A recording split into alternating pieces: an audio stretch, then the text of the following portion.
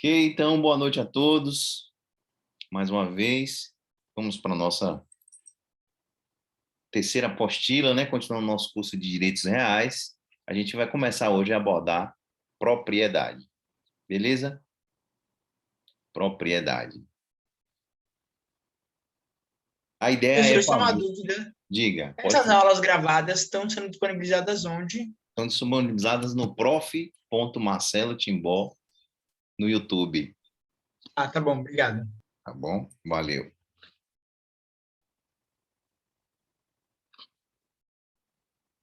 Vamos lá. Vamos lá, meus amigos. A gente já falou sobre noções gerais, né, dos direitos reais, distinção entre direitos reais, direito das coisas. A gente já falou sobre conceitos instrumentais dessa matéria, distinção entre direitos obrigacionais e direitos reais. Fizemos na aula passada uma abordagem sobre posse, uma abordagem geral sobre posse, né, o conceito, as espécies de posse. E hoje a gente passa a estudar, passa a analisar a parte introdutória da propriedade, né? O direito de propriedade, que é o direito real por excelência.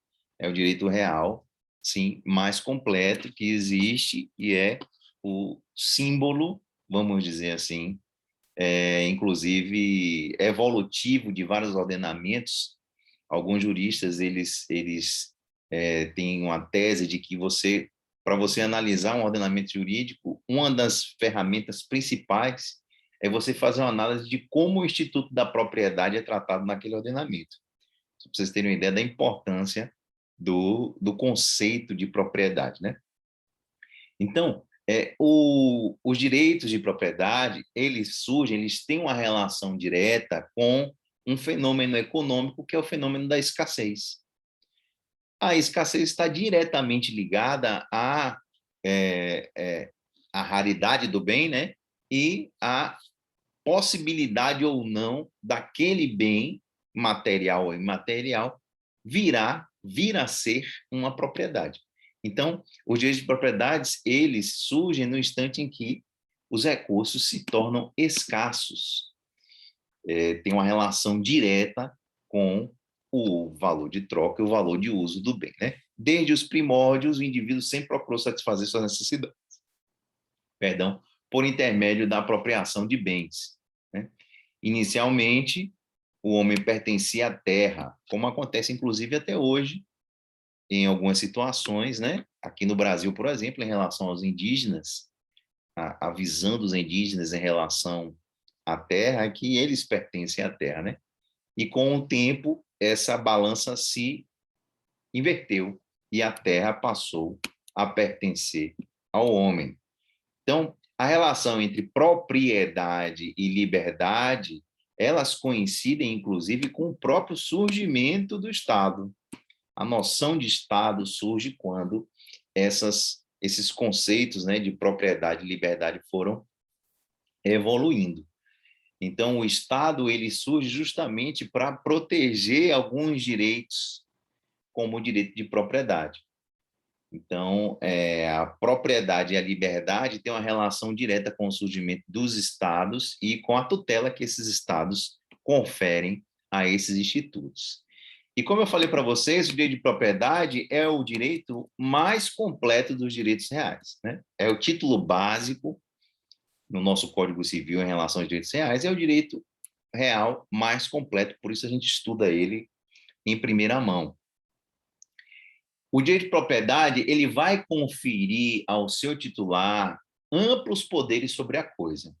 Ele vai conferir o poder de usar a coisa, de gozar da coisa, gozar no sentido de usufruir os frutos que essa coisa pode dar, e aí frutos em sentido amplo, né? Frutos naturais, frutos civis. Também o poder de dispor da coisa, né? Poder alienar a coisa, poder destruir a coisa. O proprietário tem esses poderes. Bem como ele tem um poder de reivindicar a coisa, de reavê-la, de exigir a coisa para si quando essa coisa esteja injustamente sob a posse de outra pessoa. Então, o proprietário ele tem um poder de usar da coisa, usar dela, se servir dos frutos, que é o sentido de gozar, dispor da coisa, alienar, transferir, destruir, e reivindicar a coisa em poder de quem quer que injustamente a possua ou detenha. Esses poderes da propriedade, eles estão no artigo 1228 do Código Civil. O Código Civil ele não conceitua o que é direito de propriedade, mas ele diz quais são os poderes de um proprietário. E aí, ao dizer quais são os poderes, ele acaba conceituando, né, indiretamente, o que seria uma propriedade. Proprietário é aquela pessoa que reúne as possibilidades de usar, gozar, dispor e reaver de uma coisa, reúne todos esses poderes para si.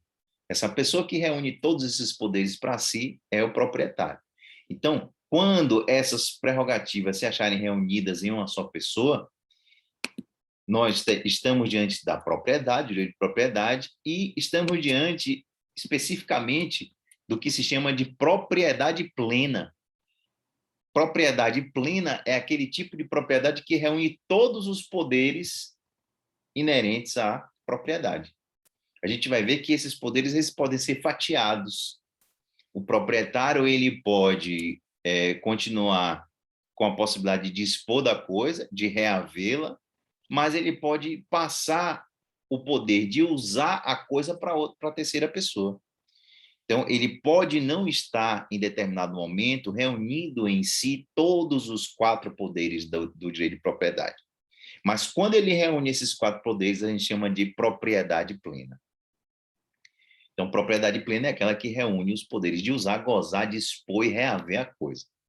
Agora, a propriedade ela pode ser limitada, como eu estava falando, em um ou alguns dos poderes, tanto pelo próprio proprietário, né, bem como por algum interesse social, enfim, que justifique essa limitação.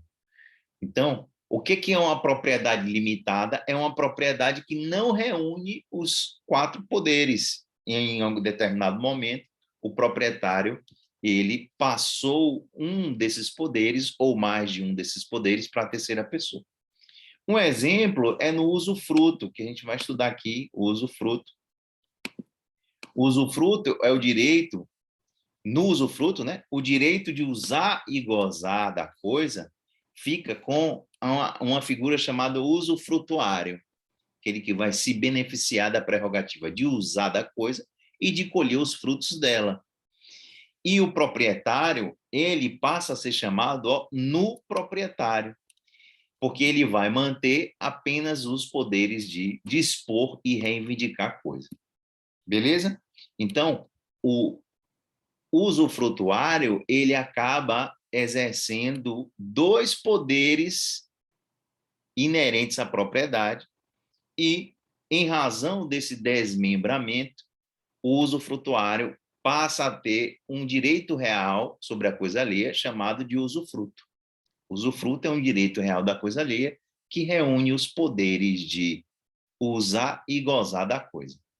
Beleza? Então, a gente vai estudar essas outras espécies de direitos reais e a gente vai ver que essas outras espécies são desdobramentos desses 4 poderes que no direito de propriedade eles estão reunidos a princípio.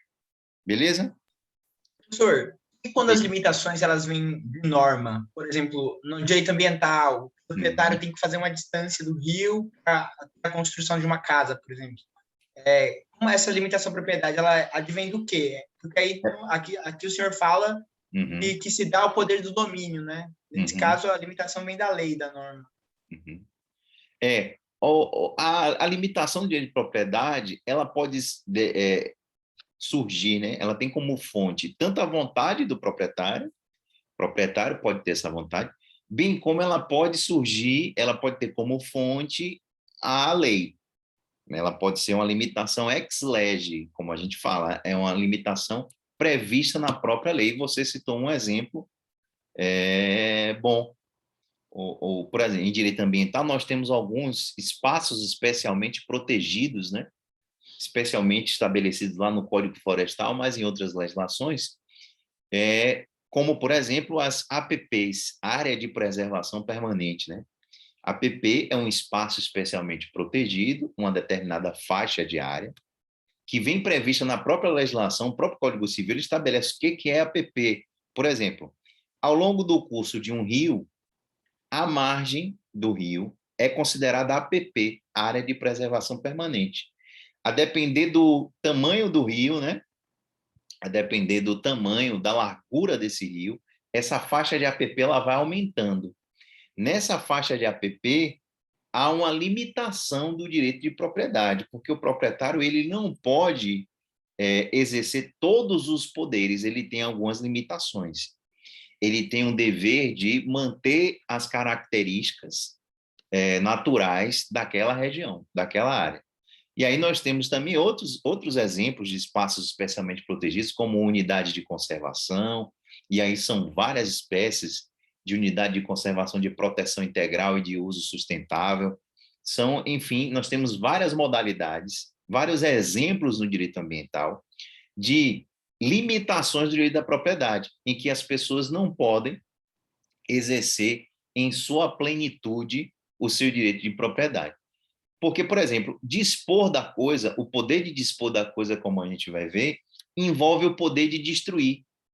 O proprietário pleno, ele pode fazer o que ele quiser com a coisa, inclusive destruir. Mas, se você é proprietário de uma área na qual está inserido um espaço especialmente protegido, você não pode destruir aquela área.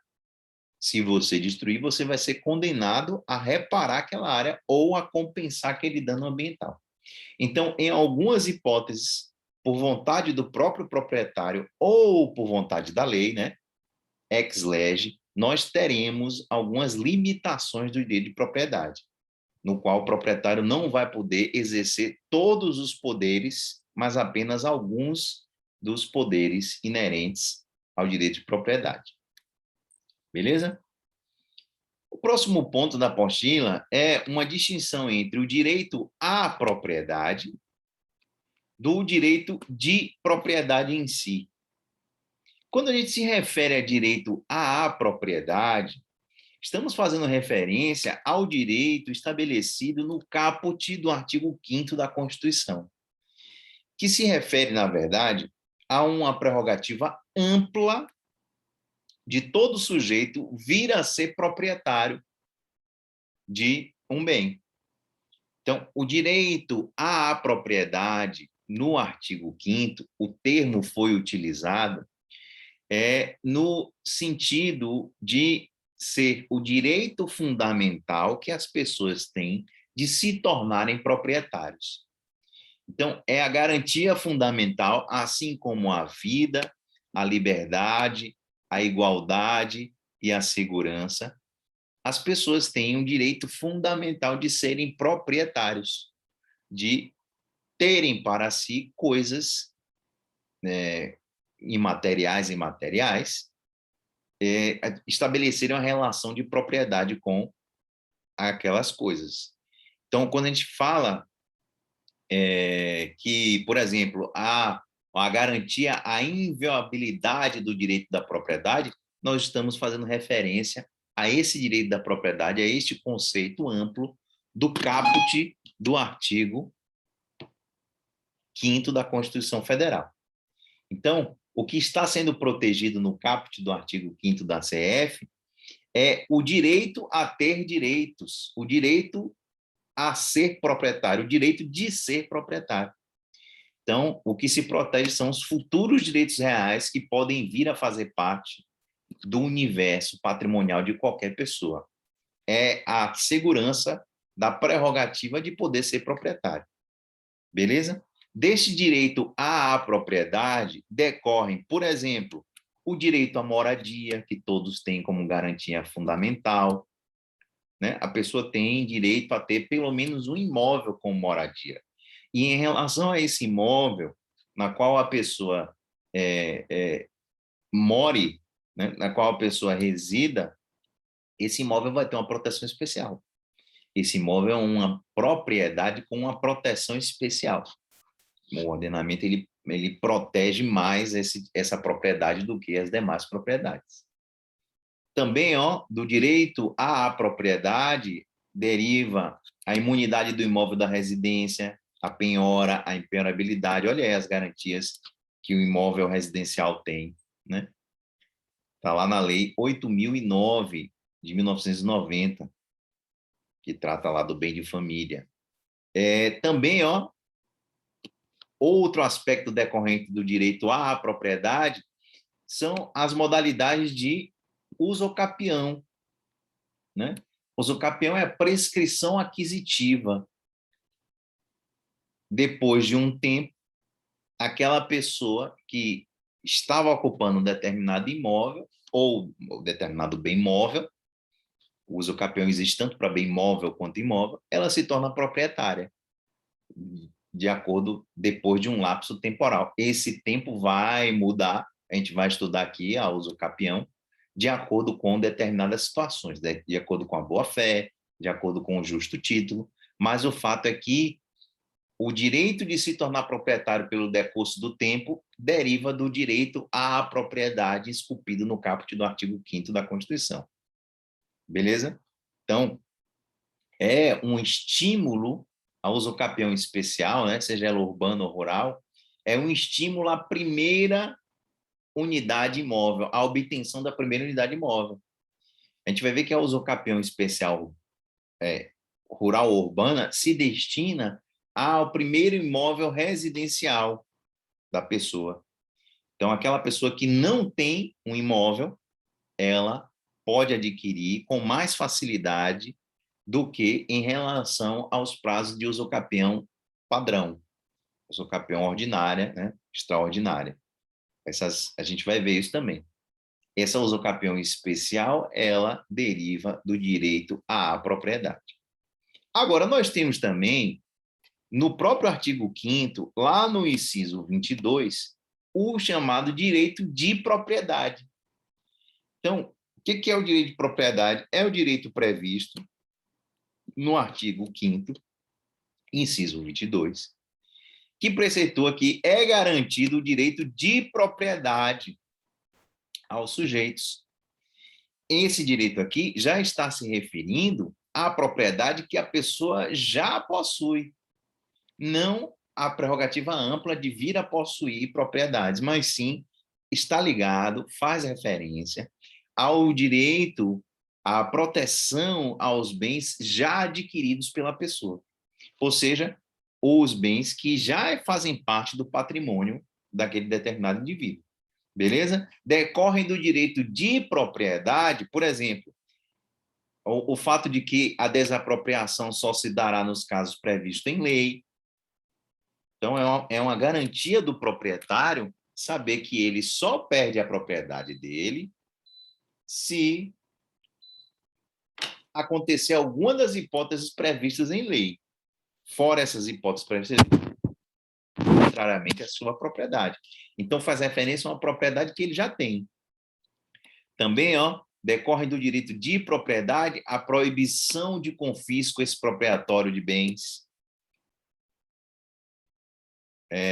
sem qualquer indenização, né? Não é possível que haja o confisco expropriatório de bens da pessoa, salvo em raras exceções.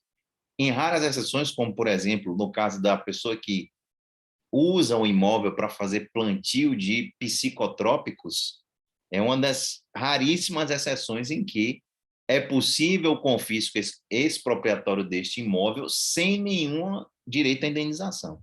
Mas, regra geral, quando o poder público desapropria o bem da pessoa, ela o faz com indenização. Ela faz mediante a indenização. Então, é possível haver a expropriação? É possível. Mas, regra geral, essa expropriação vai ser mediante uma indenização, que pode ser paga em dinheiro, a depender da situação, pode ser paga em títulos da dívida agrária, enfim, pode ser paga de diversas formas, mas normalmente tem uma indenização. Excepcionalmente... Escravo também, né, professor? Em contato de trabalho escravo, também pode ser expropriada, né?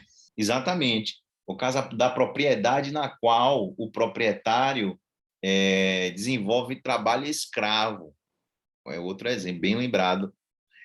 Aí também é possível, essas são as únicas hipóteses, na verdade, as duas, né? Do trabalho escravo e do plantio de psicotrópicos. Aí a pessoa pode perder a propriedade sem qualquer direito à indenização, com previsão na própria Constituição.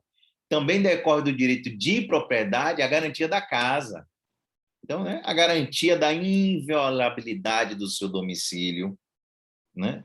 A casa, aquele entendimento de que a casa é um asilo inviolável do indivíduo, que só pode as terceiras, né, outras pessoas só podem entrar na casa com expressa autorização do seu proprietário. Isso deriva do direito de propriedade, ou então com ordem judicial, né? Isso deriva do direito de propriedade, está ligado à propriedade que o indivíduo já tem. Beleza?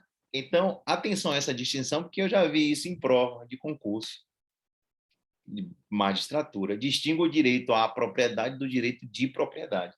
E aí muita gente ficou a ver navios. E, na verdade, é uma coisa simples. Direito à propriedade é uma propriedade ampla, referenciada no caput do artigo 5º da Constituição, que é o direito a ter direitos de propriedade. E o direito de propriedade é aquele elencado no inciso 22 do artigo 5º, que se refere à propriedade já adquirida pela pessoa. Beleza? E aí decorrem essas garantias. Ok, sobre propriedade também, a gente tem que falar sobre a teoria do patrimônio mínimo. Acho que vocês já ouviram falar sobre essa teoria, e é uma teoria que no Brasil foi desenvolvida pelo ministro Luiz Edson Fachin. Antes dele ser ministro do STF, ele já tinha escrito sobre isso. E qual é a ideia? A ideia é que as pessoas devem manter um conjunto mínimo de bens necessários ao seu desenvolvimento digno, à sua sobrevivência digna, dela e de quem dependa dela. Então, as pessoas, por isso é que é vedada a chamada doação universal no Brasil.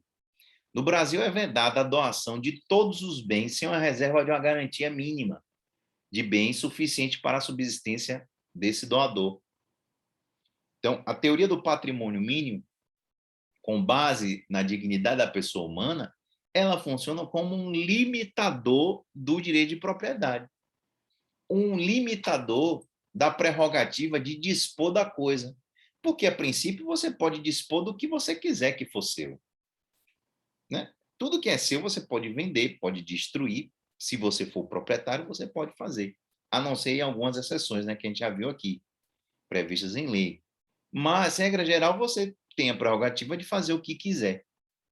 Então, pelo conceito frio do direito de propriedade, a pessoa poderia doar tudo que ela tivesse. Olha, eu vou doar tudo para a igreja.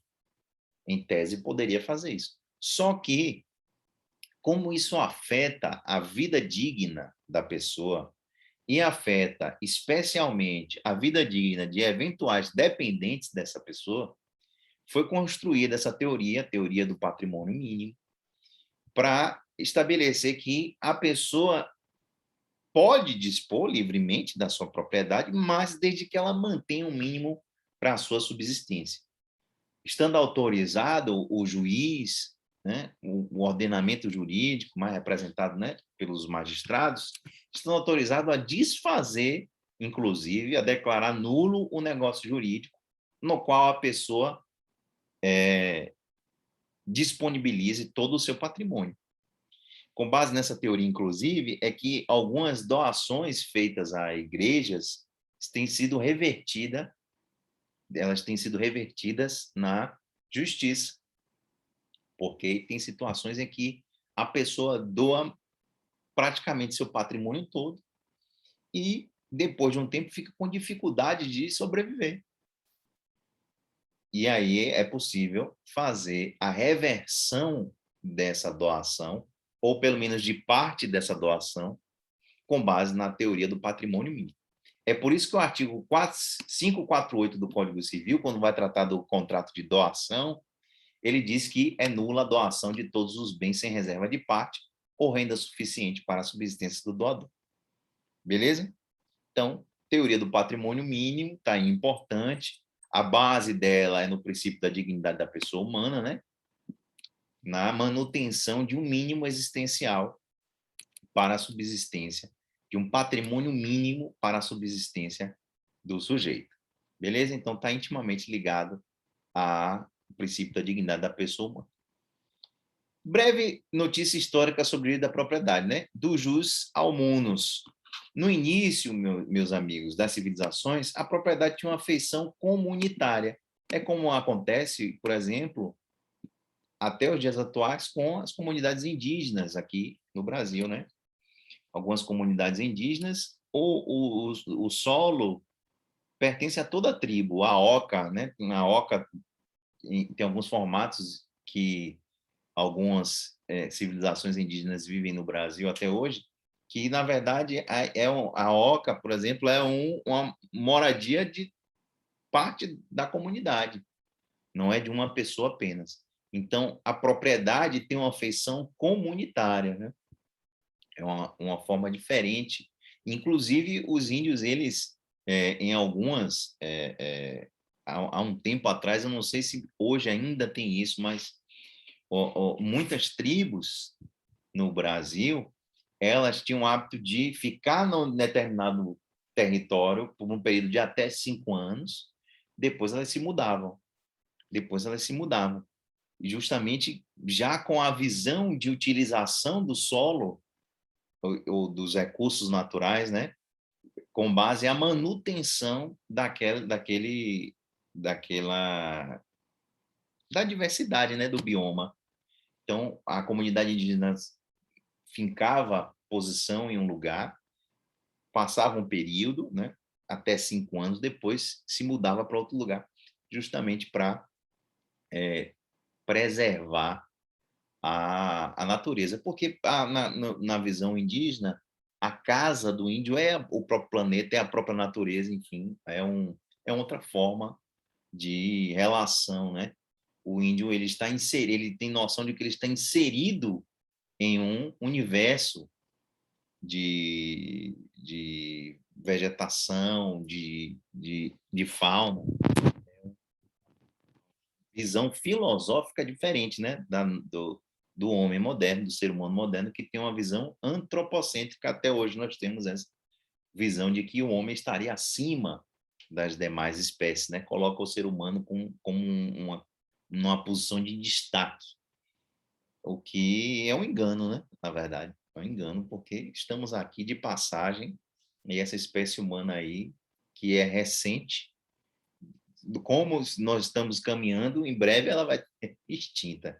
Nós não estaremos aqui, obviamente, para ver isso, mas com essa visão antropocêntrica que nós temos atualmente, né, os dias estão contados. Porque, não sei se vocês viram, né? Semana passada mesmo foi declarado extinto o pica-pau. O pica-pau, o passarinho que deu origem ao desenho pica-pau, ele foi extinto, declarado extinto com mais outras 20 espécies, oficialmente extinto. Então, estamos nesse ritmo aí, extinguindo-as, e isso por causa de ação humana, por conta dessa visão antropocêntrica, né? De utilizar, de sugar o que tem de recurso natural, como se fosse infinito, como se a gente não se afetasse com isso. Mas, enfim, isso aí é papo para a gente bater lá em direito ambiental. Tem muito a ver, professor, com essa Como? questão da propriedade ser vista numa perspectiva individual, né? De ser vista de uma ideia de que eu tenho uma fazenda, por exemplo, e eu posso explorar ela ao máximo e o Estado não pode criar normas, a sociedade. Essa ideia é muito individual, Isso, propriedade, que não está voltada no iluminismo, no individualismo e é o que mais está vigente no governo atualmente, não precisa ir muito longe, né? na sociedade ocidental como um todo, né? É muito presente isso. E em contraponto, a outra visão filosófica de como ver o meio ambiente tem duas linhas: o biocentrismo e o ecocentrismo. São distinções sutis, mas o fato é que essas visões elas encaram o ser humano como mais um dos instrumentos ali da engrenagem da vida na Terra, né? E não como se fosse um gestor do que vai acontecer no planeta e tal, que, enfim, uma visão equivocada de que traz a extinção do próprio ser humano, né? Mas, enfim, é um debate muito interessante esse, mas a gente faz esse breve apanhado para a gente retomar aqui a nossa visão atual de propriedade. A propriedade tinha uma feição comunitária, tem ainda resquícios disso, né? Como nas sociedades indígenas, mas o fato é que isso foi sendo alterado para um sentido individualista da propriedade, que é o que a gente vive hoje em dia. Então, essa é a modalidade atual do direito de propriedade, né? Ela foi forjada lá no direito romano. A partir do direito romano, começou a prevalecer uma visão individualista da propriedade, né? Da aquisição de propriedade. Agora, os romanos ainda não viam, eles não enxergavam a propriedade como um direito sobre a coisa, que a gente chama de ius in re. Mas eles faziam como a gente faz até hoje. Eles descrevem as funções da propriedade, que é o que a gente faz. A gente descreve os poderes da propriedade. Beleza? Agora, o tempo foi passando e, com a Revolução Francesa, aí, as revoluções burguesas, de um modo geral, né? Mas, essencialmente, com a Revolução Francesa de 1789, a propriedade passou de ser vista no sentido individualista para ser sacralizada. A propriedade, né, no anseio de sair do jugo da nobreza e do clero, a classe burguesa ela falou, olha, a propriedade não é só um direito individual. A propriedade é o mais importante direito individual que existe. Aí os burgueses e o Código Civil Napoleônico foi feito todo nessa base de na minha propriedade ninguém se mete. O Estado não se mete, a nobreza não, o clero não se mete, ninguém o que é meu. Comprei é meu. Tinha um caráter absoluto. E a gente vai ver que com o tempo esse caráter absoluto ele foi sendo relativizado até os moldes atuais, no qual a propriedade tem um sentido individualista, mas não é mais absoluta como foi nesse período da Revolução Francesa. Beleza? Modernamente, a configuração da propriedade, como eu estava falando para vocês, depende do regime político. Né? A depender do regime político, o caráter que era praticamente absoluto da propriedade, após a Revolução Francesa, né? Era sacralizado o direito, foi sacralizado o direito de propriedade como uma proteção. Depois da Revolução Francesa, essa visão, a configuração da propriedade depende do regime político. Então, em alguns regimes políticos, a maioria dos ordenamentos mais modernos, eles admitem algumas restrições ao direito de propriedade, tanto de natureza voluntária, né, de interesse do próprio proprietário, bem como algumas por imposição legal, por interesse social. O interesse social que pode prevalecer ao antigo caráter absoluto que havia na propriedade. Exemplos de limitadores sociais do exercício da propriedade. E aí a gente volta lá para o artigo 3º, inciso 1º da Constituição, quando traz o objetivo fundamental de construir uma sociedade livre, justa e solidária. É aí que pode ser relativizado o direito de propriedade, nessa função de construir uma sociedade solidária. Nós temos que ser proprietários, mas nossa propriedade ela tem um limite. Quais são esses limites? Os interesses sociais, os interesses difusos, os interesses de toda a coletividade, que podem se sobrepor ao seu interesse particular de proprietário. Por exemplo, o interesse de preservação do meio ambiente, né? O dever de garantir um meio ambiente ecologicamente equilibrado para a atual geração e as futuras, olha só, o artigo 225 da Constituição diz que é dever da geração atual, né, dos poderes públicos e dos particulares, preservar o meio ambiente ecologicamente equilibrado para as gerações atuais e para as futuras. Então, vejam só, a gente tem um dever de preservar para quem nem existe ainda. Isso está na Constituição. Isso é o dever intergeracional de proteção do meio ambiente.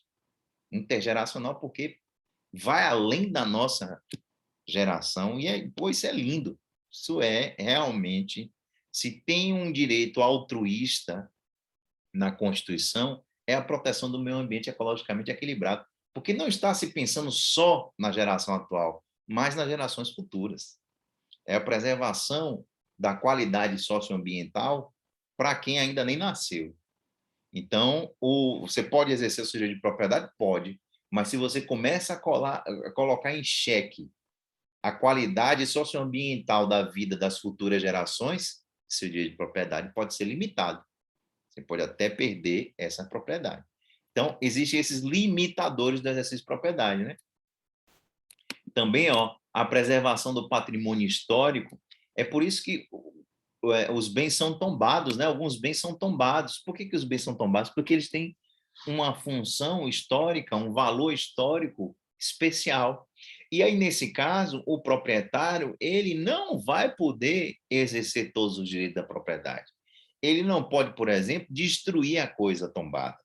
Ele não pode, por exemplo, fazer uma reforma na coisa tombada sem antes obter autorização do ente que procedeu o tombamento daquele bem, do IFAM, do IPAC, enfim. Então, veja que é uma situação em que o proprietário não tem a possibilidade de exercer todos os poderes da propriedade por força de interesses sociais, interesses maiores de preservação daquele bem.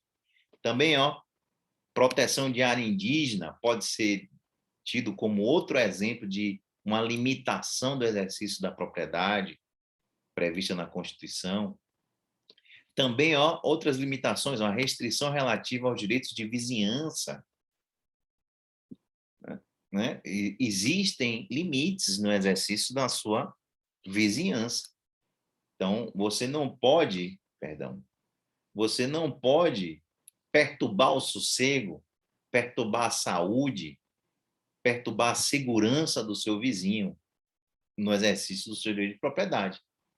Então, o bem-estar social, né, ou do entorno da coletividade que está no entorno da sua propriedade deve ser observado. Então, a propriedade hoje não tem mais o caráter absoluto que tinha no pós-revoluções burguesas. A propriedade hoje encontra limites no dever de ser solidário, o que a gente chama de função social. Beleza? E a gente passa ao ponto 1.4, que é o conceito de propriedade. Etimologicamente, esse termo propriedade vem do latim proprietas, derivado do proprius, que quer dizer o que pertence a uma pessoa, né? O que é próprio de uma pessoa. Vem do proprius. Propriedade vem do próprio. Então, o que é a propriedade numa acepção ampla? O que quer dizer propriedade? Quer dizer toda a relação jurídica de apropriação de certo bem corpóreo ou incorpóreo, numa acepção ampla, né? Os professores Cristiano Chaves e Nelson Zeval conceituam propriedade como uma relação jurídica complexa entre o titular do bem e a coletividade de pessoas. Esse conceito, né, traz uma referência à titularidade formal do bem, né? É a faceta externa do direito subjetivo, né?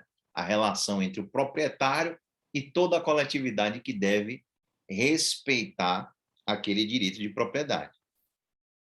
Ao passo que, para os professores Cristiano Chaves e Nelson Zeval, domínio seria a relação material de submissão direta e imediata da coisa ao poder de seu titular, através do exercício das faculdades de uso, gozo e disposição.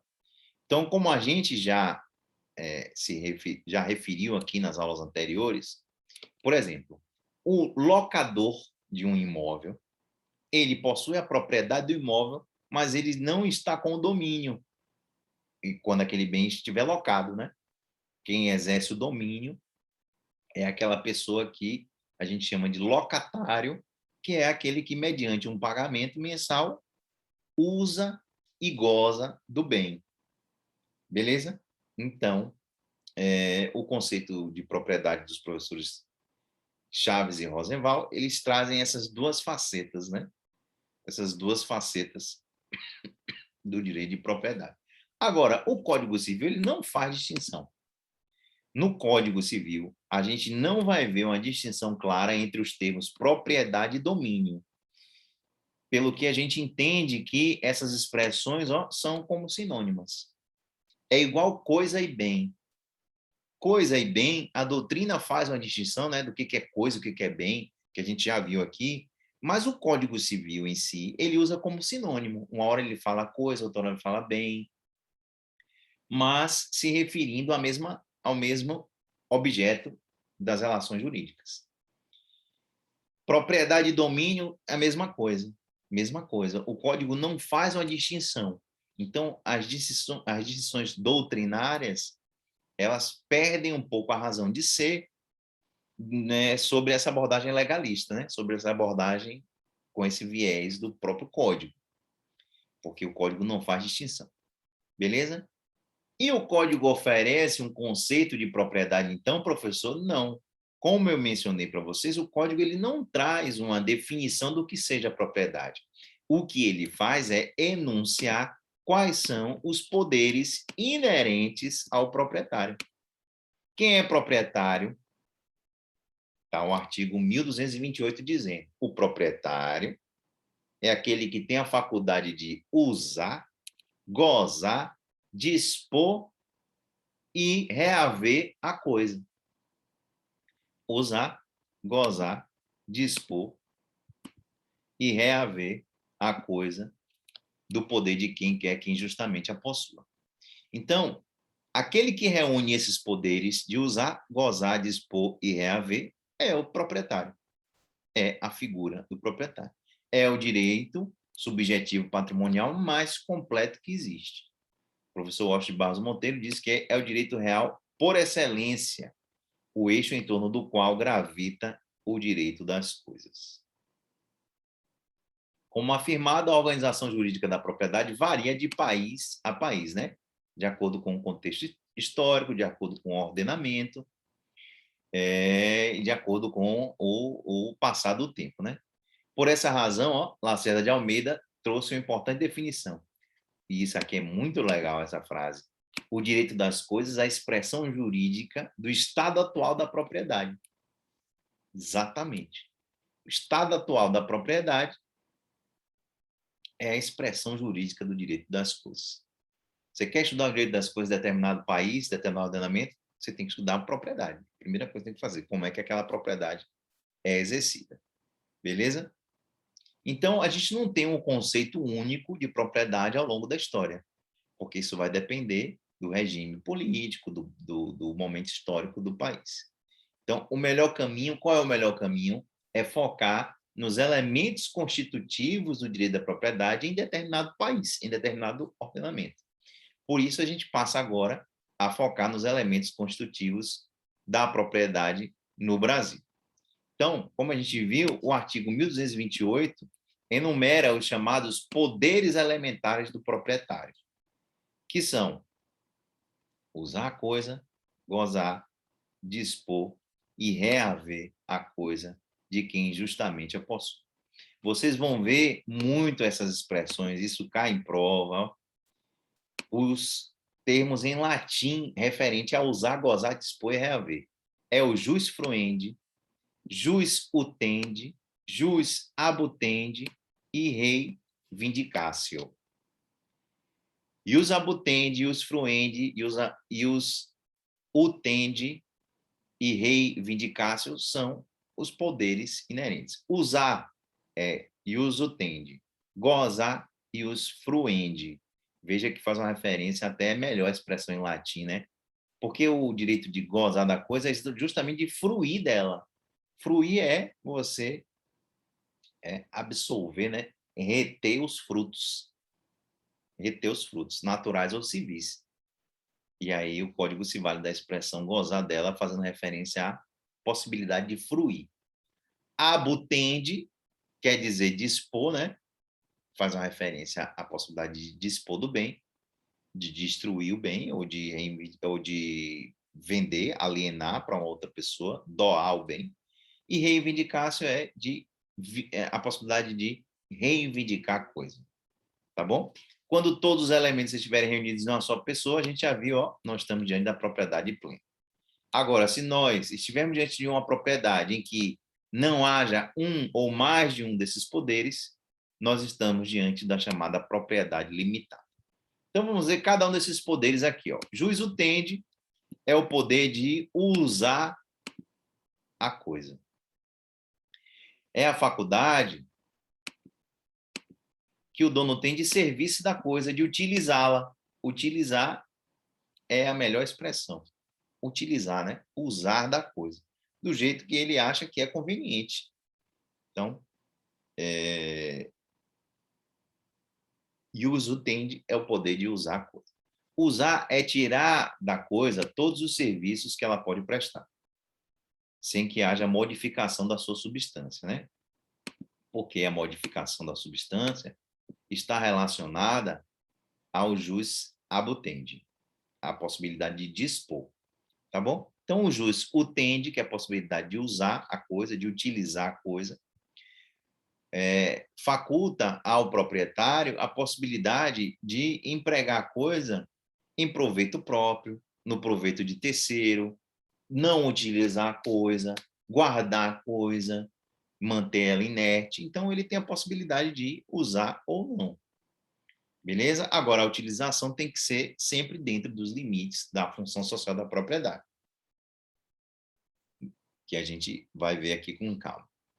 Segundo elemento do direito de propriedade é a possibilidade, ó, de gozar do bem, o chamado jus fruendi, ligado à percepção dos frutos.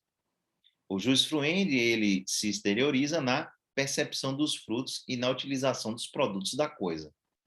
É o direito de gozar ou usufruir da coisa, ou simplesmente de explorar comercialmente. Então, se uma pessoa aluga um imóvel e ela está recebendo mensalmente um valor pela locação, né? Este valor é um fruto da coisa, um fruto civil. O locador está se valendo do jus fruendi quando ele recebe o valor da locação mensalmente. Beleza? Está, ó, explorando economicamente aquela coisa. Então, esse atributo ele é reforçado no artigo 92, quando diz, ó, que a existência do acessório supõe a existência do principal. Outro dispositivo que reforça o jus fruendi é o artigo 1232, que determina que o dono do principal vai ser o dono do acessório. Beleza? Salve algumas exceções, viu? Salve algumas exceções em que o acessório ele não segue a sorte do principal, como o caso das pertenças. Vocês devem ter visto isso lá em Teoria Geral do Direito Civil. Mas, regra geral, estamos falando aqui do princípio da gravitação jurídica, que o acessório segue o principal. Tem relação direta com o jus fruendi. Já o jus abutendi ou o jus disponendi, que é a possibilidade de dispor da coisa, ele tem uma relação direta com a possibilidade de alienar, de passar a propriedade para outra pessoa a título oneroso ou gratuito, né? Também, ó, abrange também a possibilidade de consumir a coisa, destruí-la e gravar a coisa com ônus. É possível gravar a coisa com ônus, estabelecer uma hipoteca, um penhor, uma servidão, ou submeter a coisa a serviço de outrem. Então, quando a gente fala em estabelecer uma hipoteca em uma propriedade, um penhor, quando a gente fala em transferência da propriedade através de um contrato de compra e venda ou de doação, estamos falando do poder de dispor do jus disponendi, que é inerente a quem é proprietário. Quem é possuidor do bem, por exemplo, só possuidor, ele não tem essa prerrogativa de dispor do bem. O locatário, por exemplo, ele não tem a possibilidade de alienar o bem. Só quem tem essa possibilidade é o locador, que é o proprietário. Então, esse elemento, a possibilidade de dispor do bem, é considerado, inclusive, o mais importante. Porque quem é dono, quem se revela mais dono, é aquele que realmente pode dispor. Quem é o dono? O dono é aquele que pode vender a coisa, que pode destruir a coisa, que pode transferir a coisa para terceiro. Esse é o verdadeiro dono. Esse é o verdadeiro dominus, né? Verdadeiro dominus. Aí a gente traz um exemplo aqui, usar uma casa. Opa, não quero isso, não. Eu quero aquele que é sublinhado. Usar de uma casa é habitá-la, né? Morar nela. Gozar é alugá-la. Dispor é demoli-la ou vendê-la. Ou ainda, usar de um quadro é utilizá-lo na decoração da casa. Você tem um quadro, como é que você está usando ele?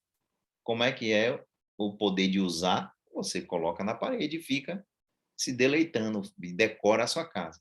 O que seria gozar? Gozar seria, por exemplo, você exibir uma exposição, um quadro, em troca de dinheiro. Você está recebendo um fruto civil deste bem.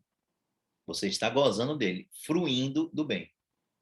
E dispor é destruir, alienar ou ainda doar o quadro, né? Dar uma destinação diferente. Beleza? Agora, como a gente já mencionou, nem sempre é possível ao dono destruir a coisa. Como, por exemplo, no caso dos bens tombados, como, por exemplo, em espaços especialmente protegidos do direito ambiental. Então, nem sempre é possível a destruição. Tá bom? Sempre vai ser possível a alienação do bem, né? Mas a destruição nem sempre. Por fim, o último poder dos 4 poderes da propriedade é a chamada reivindicatio, ou o direito de reaver a coisa de quem quer que injustamente a detenha. Aí a possibilidade de mover a chamada ação reivindicatória. É o direito de reivindicar a coisa das mãos de quem quer que injustamente a possua ou detenha. Então, o que a gente vê na reivindicatio é a expressão do chamado direito de sequela. A gente vai estudar também mais na frente, que é o direito de sequela, essa é a prerrogativa de perseguir o bem na mão de quem quer que injustamente o detenha. Beleza? E como é que a gente exerce esse direito de sequela? Com a chamada ação reivindicatória. A ação reivindicatória, ela compete ao proprietário, né, não possuidor, contra o proprietário, o possuidor não proprietário, que a detém injustamente. Então, a ação reivindicatória é aquela em que o proprietário, que não está na posse do bem momentaneamente, que foi injustamente retirada da posse, ele move uma ação reivindicatória para exercer o direito de sequela, de reivindicar a coisa. Beleza? E de nada valeria, né, a propriedade se o seu proprietário não pudesse reivindicar a coisa. De nada valeria ao dono da coisa se ele não pudesse reivindicar. É como o pacta sunt servanda. O pacta sunt servanda, que é a força obrigatória dos contratos, é a essência do contrato. De nada valeria um contrato se ele não tivesse uma força executiva, se ele não vinculasse as partes, se ele não tornasse obrigatório o cumprimento daquela prestação prevista no contrato, que é o pacta sunt servanda. É a mesma coisa aqui. O poder de reivindicar e os poderes inerentes, eles são a própria expressão do direito, né? Então, não dá para a gente pensar o proprietário que não tem possibilidade de reivindicar a coisa. Se ele não tem possibilidade de reivindicar, é porque ele não é proprietário. Beleza? A gente fala um pouco sobre a ação reivindicatória aqui. A ação reivindicatória é uma ação lastreada com base no artigo 1228, que traz os poderes da propriedade. Essa ação também chamada de vindicatio, né? Lembrando que o T em latim ele tem um som de S, né? Vindicatio. O proprietário vai buscar coisa nas mãos alheias. Ele vai retomá-la do possuidor, vai recuperá-la do detentor. Tá bom? A ação reivindicatória ela não vai ser movida contra qualquer possuidor, mas sim em relação àquele possuidor que possua a coisa injustamente. Porque, por exemplo, o locador que fez um contrato de locação com o locatário vem pagando regularmente, ele não pode mover uma ação reivindicatória, porque aquela posse do locatário é justa. Aquele inquilino está na posse justa do bem. A ação reivindicatória, ela vai ser procedente no caso da posse ser injusta. Aí que o direito de sequela vai ser exercido. Beleza? E essa ação, ela é utilizada pelo proprietário, né? É um poder inerente, perdão, poder inerente à propriedade, como a gente falou. Então, são 3 pressupostos de admissibilidade da ação reivindicatória. E o proprietário tem que fazer isso de plano, tem que fazer isso no início da ação. Ele tem que provar a titularidade de proprietário, né? A titularidade do domínio, né? Ele tem que provar que ele é o proprietário através do registro imobiliário. Tem que individualizar a coisa, né? Delimitar qual é a coisa que ele está reivindicando e comprovar a posse injusta do réu. Comprovar que aquela posse do réu ela é injusta. Beleza? Mas a ação reivindicatória é um tema específico mais lá de direito processual. Aqui a gente faz só esse apanhado, essa introdução. Caracteres da propriedade, ó. A gente já viu isso, então vou passar rápido aqui, viu? A gente já viu que a propriedade é um direito absoluto, pleno. Por quê? Porque ele tem a oponibilidade erga omnes, né? E, além disso, é um direito que reúne é o mais completo de todos os direitos reais, que reúne todas as capacidades inerentes à propriedade, né? Usar, dispor, gozar e reivindicar coisa. Beleza. Exclusivo, por quê? Porque a característica da exclusividade, ela diz respeito ao fato de uma mesma coisa, não poder pertencer com exclusividade e simultaneamente a mais de uma pessoa. O proprietário ele detém com exclusão dos demais, né? O direito de propriedade exclui um mesmo direito de propriedade sobre o mesmo bem.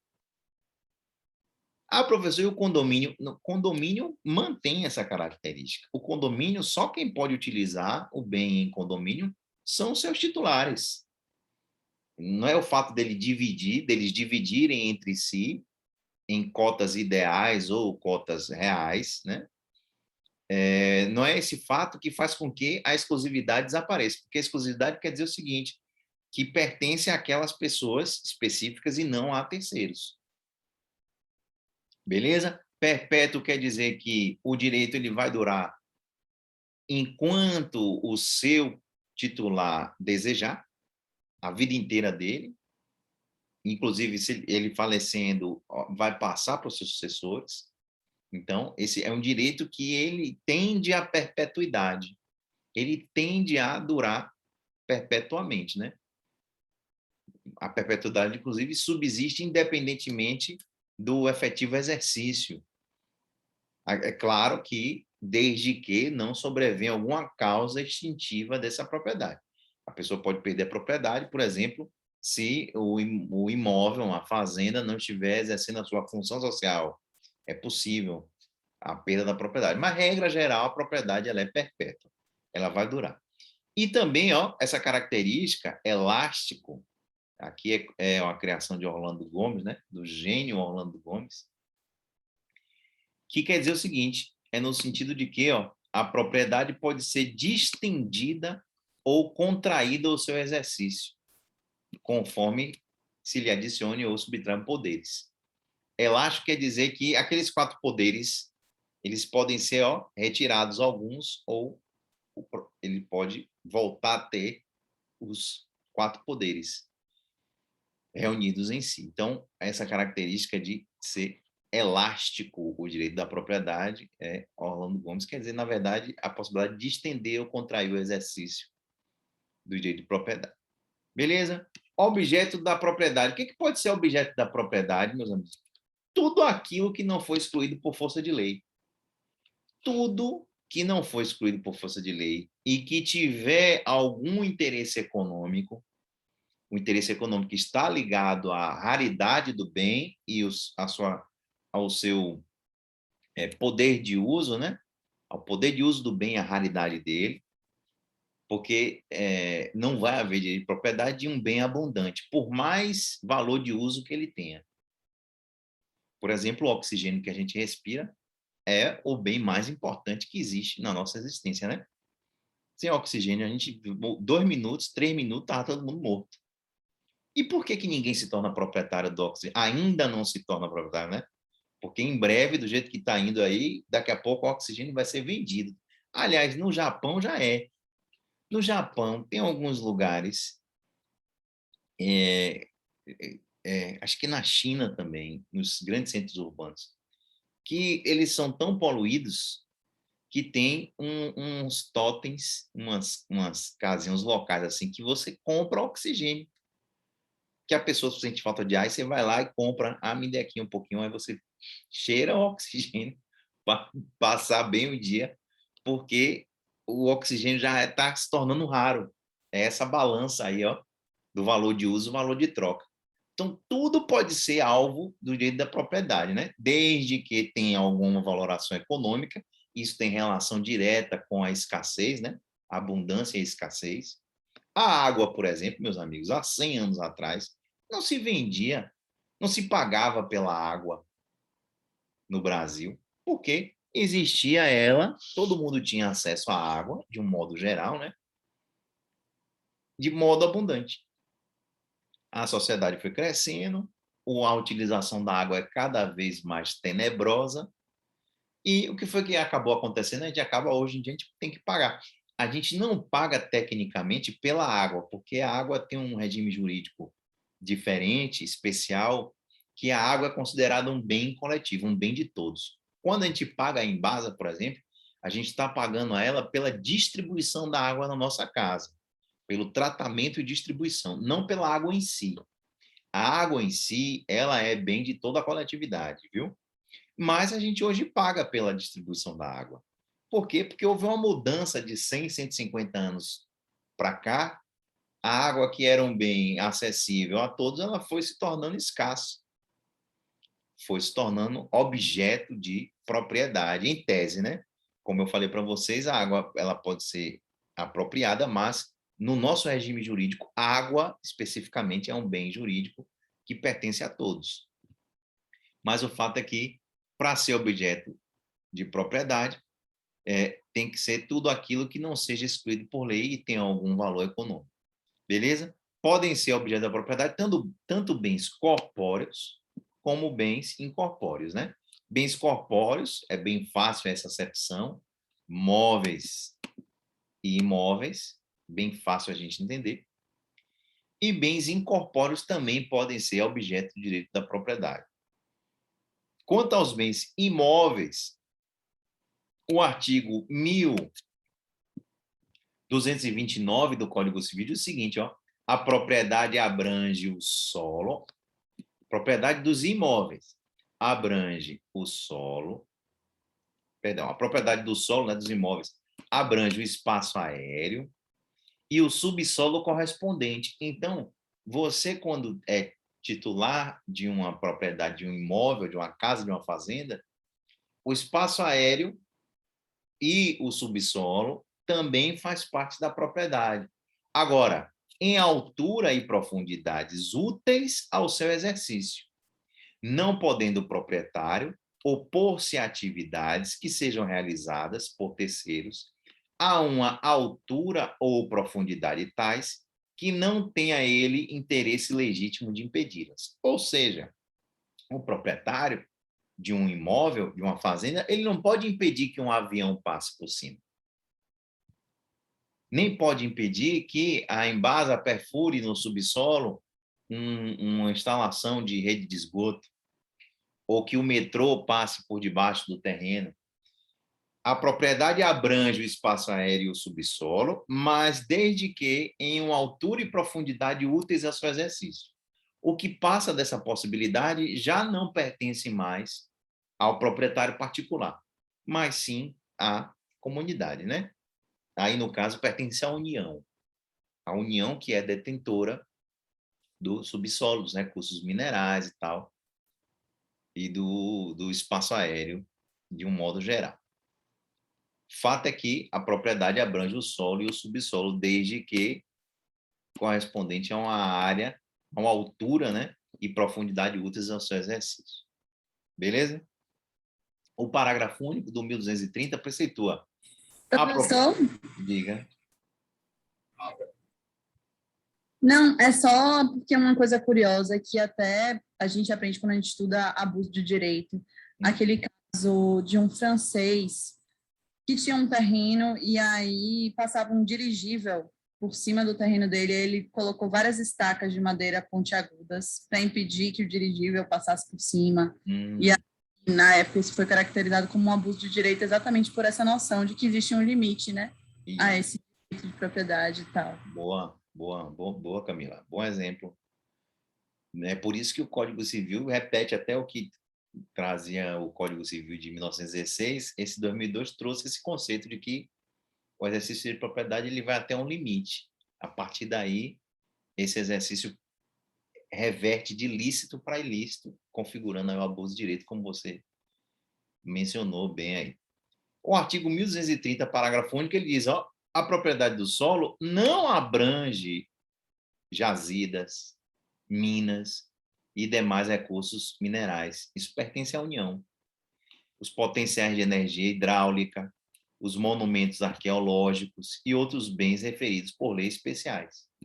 Então, ó, não pense você que você é proprietário de um terreno, que a jazida mineral, que a areia existente, a areia é um recurso mineral. Eu comprei uma fazenda, ela tem uns areais lá, tem umas dunas. Eu posso chegar, botar umas carretas lá e levar e vender essa areia? Não pode. Isso não lhe pertence.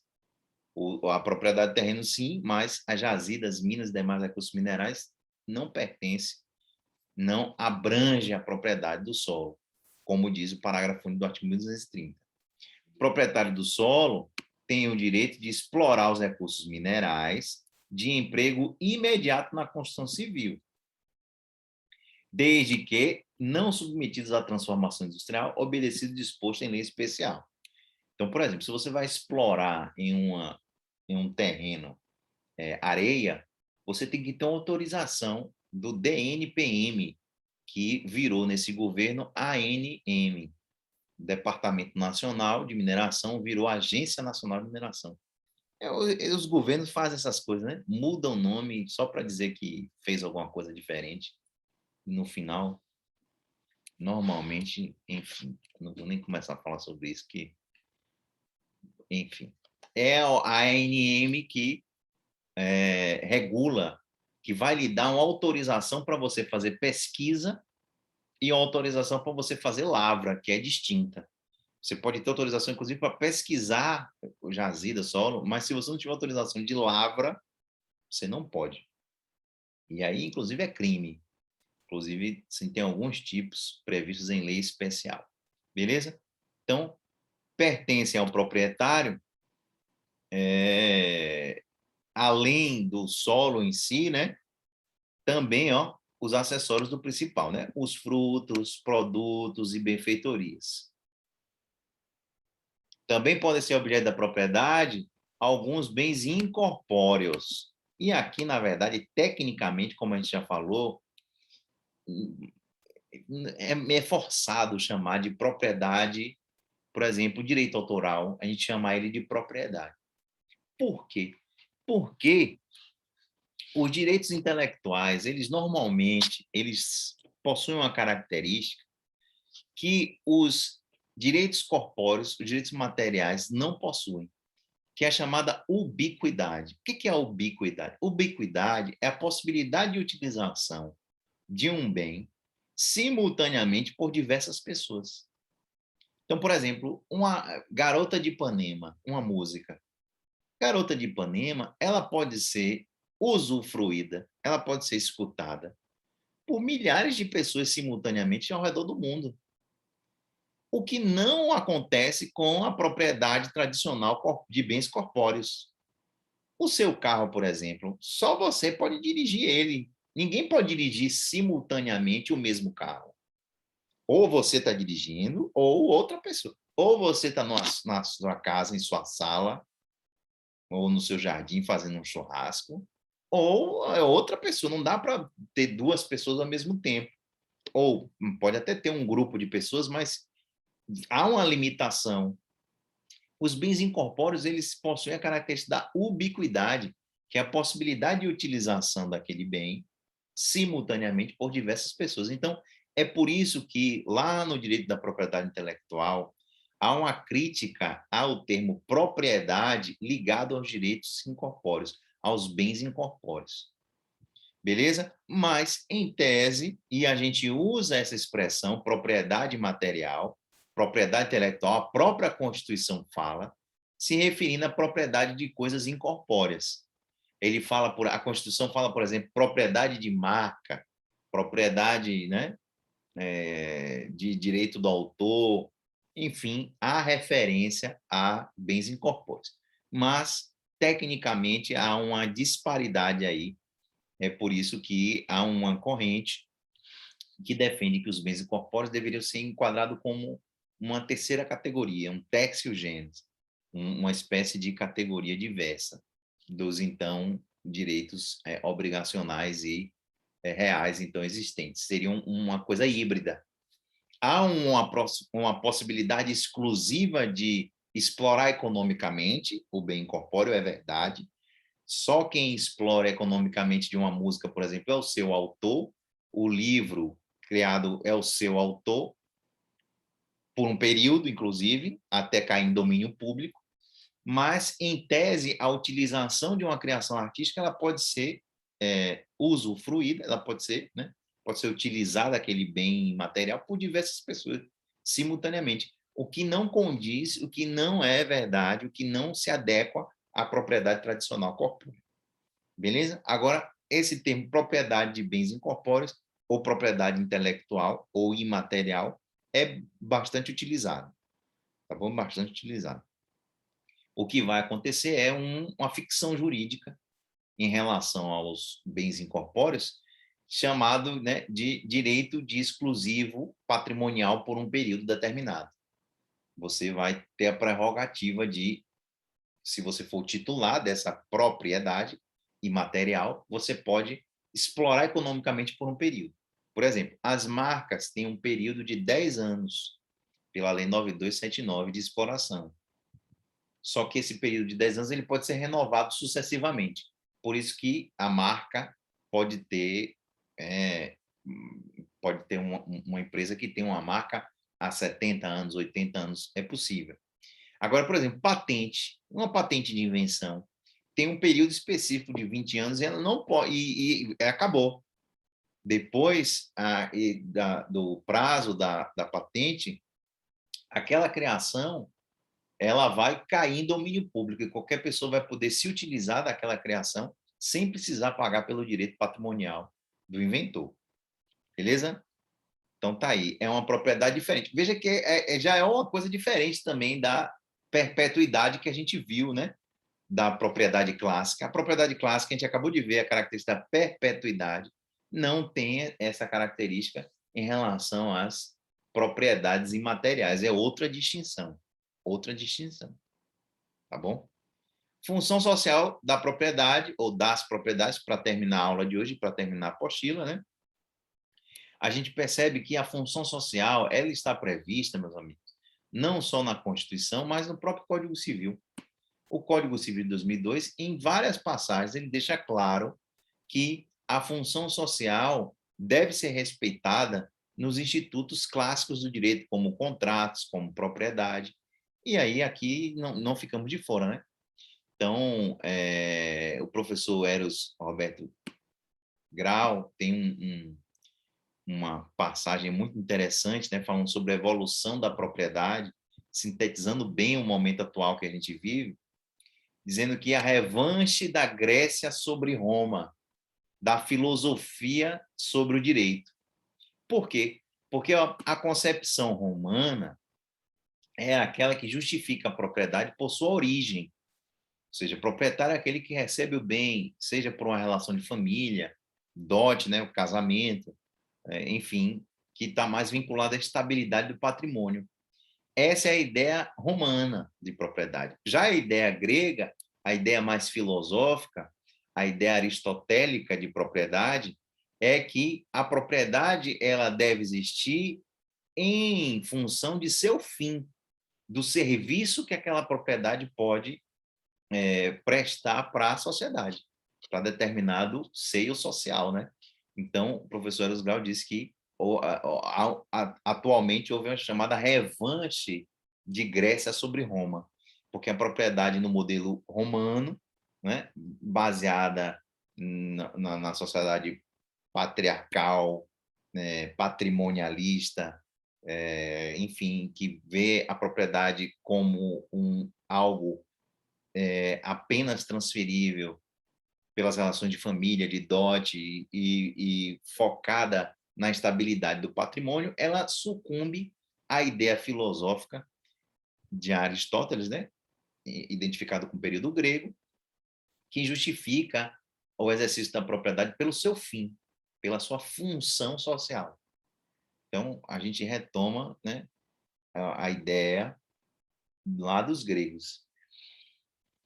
E isso veio, meus amigos, por conta do conturbado século XX que a gente teve, né? As guerras mundiais, isso tudo fez com que os ordenamentos eles fizessem uma revisão dos seus institutos jurídicos, revisão do direito de propriedade, revisão do direito contratual, para que aquela liberdade individual, aquela concepção da propriedade como algo absoluto, fosse revista. Porque os ideais burgueses, por si só, foram eles que levaram a sociedade às crises do século passado, né? Que culminaram com as duas grandes guerras. É aquela concepção de que todos são iguais perante a lei formalmente. E aí se percebeu que isso não é verdade. As pessoas não são iguais. O que a gente deve buscar é a equidade, né? É a igualdade material. Às vezes alguém precisa de mais, o Estado deve intervir para possibilitar essa pessoa que tem menos uma condição mínima de subsistência. Porque no formato da Revolução Francesa, problema seu que você está passando fome, problema seu que você não tem casa. Mas os Estados sociais, especialmente com a Constituição mexicana e com a Constituição alemã do início do século passado, primeira metade do século passado, foram as duas constituições que trouxeram esse viés social para os ordenamentos. E aqui não tem nada a ver com socialismo, não, viu? Se alguém falar, não é socialismo, nem comunismo. É só pensar o seguinte: os institutos jurídicos devem ser exercitados com base nas liberdades individuais, mas há um limite. Qual é o limite? O limite é o interesse social. É como no caso da vacina. O direito à saúde é um direito, é uma garantia estabelecida na nossa Constituição de todos. Então, veja bem, eu tenho o direito de ter saúde e meu direito de ter saúde envolve a sua vacinação. Envolve que você se vacine. É isso que a Constituição quer, entendeu? Ah, mas espera aí, eu não posso... Beleza, se você não quer tomar sua vacina, mas o Estado tem a prerrogativa de impedir que você faça concurso, de impedir que você tenha acesso aos locais públicos, impedir que... Por quê? Porque, primeiro, todo direito envolve um dever. Não existe direito, meus amigos e minhas amigas, que não envolva um dever. Então, o direito à saúde é o típico direito que envolve uma... para o Estado garantir esse direito, envolve uma cooperação, envolve uma conjuntura de esforços, que a gente está vendo bem aí a distinção agora nesse momento de pandemia, né? Com o caso da vacinação, a importância da vacinação e a importância de que todos se vacinem. Veja o que está acontecendo nos Estados Unidos. Os Estados Unidos tem dinheiro, comprou vacina, está à disposição, mas um monte de gente louca, me perdoe, quem pense diferente. E aqui tem espaço, viu? Se alguém tiver uma posição contrária, for anti-vacina, pode falar também, está aberto. Mas, diga. Jader, infelizmente você não vai me ver hoje, apesar da tela ligada, estranhamente ficou dessa forma. Mas eu concordo plenamente com o senhor com relação à falta de cultura por parte da população dos Estados Unidos em se interessar em se vacinar de forma espontânea, como é o caso de nós brasileiros. E lá, tipo, só vou tomar vacina se o seu governo me oferecer, sei lá, $100 mil. Aí eles vão lá e tomam. Não, e só tem umas coisas curiosas, né? Que a gente fica assim, meu Deus do céu, que cada um. E que tem uns patriotas aí hoje em dia, né? Que o cara disse que é patriota, mas a primeira-dama foi tomar vacina lá nos Estados Unidos. Veja só. Pior ainda. É patriota, mas o Guedes está com um offshore. 10 milhões de dólares em offshore. Beleza, que é esse o patriotismo? Meu Deus do céu. Finalizando aqui, meus amigos, ó, depois dessa loucura que foi o século passado, os ordenamentos eles reviram para incluir esse viés social, essa função social no exercício dos direitos, inclusive o direito de propriedade. Isso a gente chama de repersonalização do instituto jurídico, que é o caminho da visão do ter para o ser, né? É uma passagem do entendimento de que o mais importante não é o ter, é o ser, é a essência da pessoa humana, é a vida em dignidade, é o respeito ao que o outro entende por viver em dignidade. Então, eu tenho que respeitar o que as pessoas entendem por viver em dignidade, desde que esse exercício da vida digna das pessoas não influencie no interesse da coletividade. Esse é o limite. Beleza? Então, tá aí. Nas palavras de Norberto Bobbio, a função social representa a passagem do direito repressivo para o chamado direito promocional. E o direito promocional é o que nossa Constituição pretende, em diversos aspectos, como, por exemplo, com a saúde. Né? O papel do SUS é um papel muito ousado, um papel muito difícil, que é um papel promocional. E o SUS, apesar dos pesares, é um grande negócio que existe aqui no Brasil, justamente com a visão promocional da saúde. Saúde é um direito de todos e obrigação do Estado promover. Bem ou mal, quando você precisa de determinados tipos de atendimento, você só vai conseguir em rede pública. A rede pública vai salvar a sua vida. E aí depois, a rede pública vai mandar para você uma carta, o SUS vai mandar, olha, a conta da sua internação foi essa aqui, ó, R$150 mil, mas foi pago com recurso do SUS. Aí, quem ainda acha que o SUS não deveria existir, nessa hora vai pensar, vai repensar a vida, vai falar, realmente. Que nem o Olavo de Carvalho, que veio agora, né, se tratar aí. Eu nem sei qual foi o fim do tratamento dele, mas ele estava lá nos Estados Unidos falando... Furou a fila do SUS ainda, furou a fila do SUS. E ainda furou a fila. Ai, meu Deus do céu, muito engraçado. Ok, meus amigos, então função social é isso. Função social é atender o interesse da coletividade e a propriedade não fica de fora. É por isso que a gente vai ver em diversas passagens da Constituição, ó, artigo 5º, inciso 23, 170, 2 e 3, 184, 185, parágrafo único, 186, 182, por aí vai, a chamada função social da propriedade. Todos esses dispositivos aí, que vocês devem fazer uma leitura depois, abordam a chamada função social da propriedade. E a função social da propriedade ela é imprescindível para a convivência social, né? Convivência social em harmonia. E aí a gente já viu aí, a propriedade deixa de ser encarada como um ius, como um direito subjetivo, passando a ser encarada como um munus, um dever. É um direito-dever. A gente tem o direito de ser proprietário, mas tem um dever de exercer esse direito de propriedade de acordo com a função social. E aí o próprio Código Civil fala, no artigo 1228, ó, o direito da propriedade deve ser exercido em consonância com suas finalidades econômicas e sociais. É função social aí.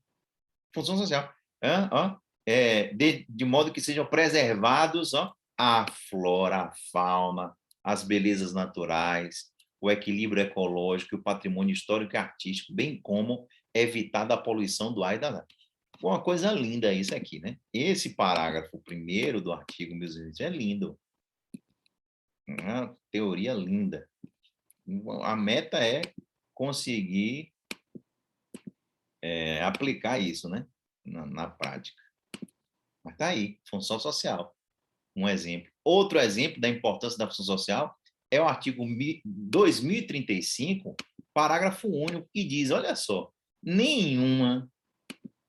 olha só, meu amigo, nenhuma, a gente vê esse tipo de expressão em legislação raramente, né?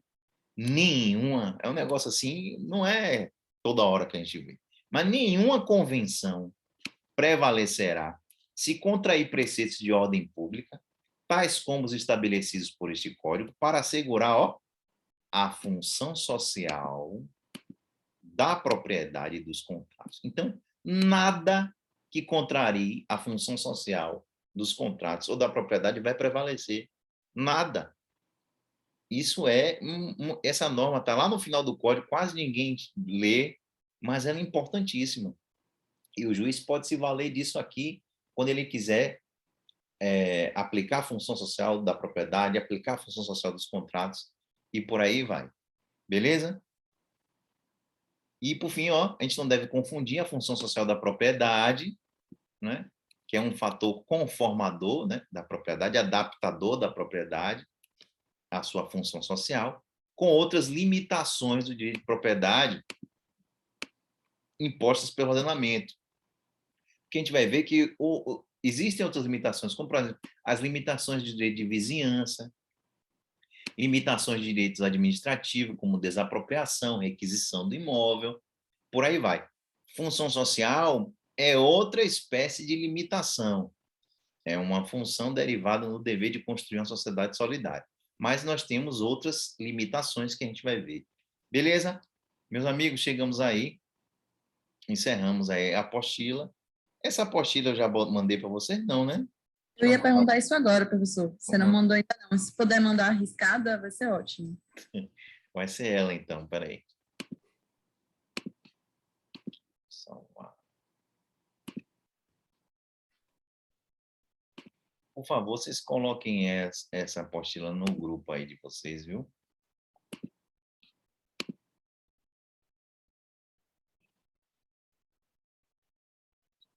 Ok. Vejam aí se foi. Foi. Pronto. Obrigado, viu, professor? Valeu, meus amigos. Um abraço a todos. Professor, Diga. então a próxima aula agora é só de hoje a 15, né? Já que a próxima terça-feira é feriado? Isso é. De hoje a 15. Eu vou começar a eleger uns temas mais importantes, porque a gente não vai conseguir, em um mês que a gente tem, que a gente só tem um mês, né, de aula a mais, ver todo o nosso conteúdo. Eu vou Um pensar... mês e meio aproximadamente, fora outro feriado que a gente ainda vai ter. Porque é isso. Na verdade, tem outubro e novembro, mas a gente tem 2 feriados pela frente Exatamente. e, enfim, é isso aí, 1 mês e meio mesmo, como você falou. Mas a gente ainda vai conseguir ver muita coisa aí interessante. Começar a aula de hoje é uma aula muito importante, uma aula muito com conceitos muito importantes e muito úteis assim para vida prática e para concursos também. Tem muita coisa que a gente falou hoje aí que o pessoal gosta dessa parte aí de conceito e de função social. Valeu, meus amigos. Grande abraço aí, até a próxima. Nosso professor. Beijos, Camila. Valeu, professor. Boa Tchau, noite. tchau. Tchau, Valeu, professor. Camila, Obrigada. Jada, Tchau, tchau, Larissa, colegas. Boa noite. Júlia, Adriano, Boa. Felipe, Nayara. Grande abraço a todos aí.